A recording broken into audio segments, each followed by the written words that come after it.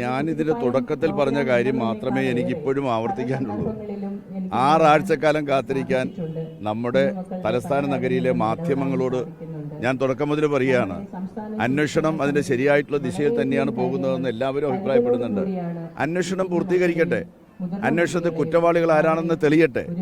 അവരുടെ പേര് കർശനമായ നിലപാട് സ്വീകരിക്കുമെന്ന് ഗവൺമെന്റും ആവർത്തിച്ച് പ്രഖ്യാപിച്ചിട്ടുണ്ട്. അന്വേഷണത്തിന്റെ ഘട്ടത്തിൽ എന്തെങ്കിലും പറയാൻ അതിനുള്ള പ്രത്യേകമായിട്ടുള്ള കഴിവൊന്നും എനിക്കില്ല. നിങ്ങൾ മാധ്യമങ്ങൾ പറയുന്ന വാർത്തകൾ മാത്രമേ നമ്മുടെ മുന്നിലുള്ളൂ. ഏതായാലും അന്വേഷണം നടക്കുകയാണ്. അന്വേഷണം ശരിയായിട്ടുള്ള ദിശയിലാണ് നടക്കുന്നത്. ബഹുമാനപ്പെട്ട ഹൈക്കോടതിയുടെ നിരീക്ഷണത്തിലാണ് നടക്കുന്നത്.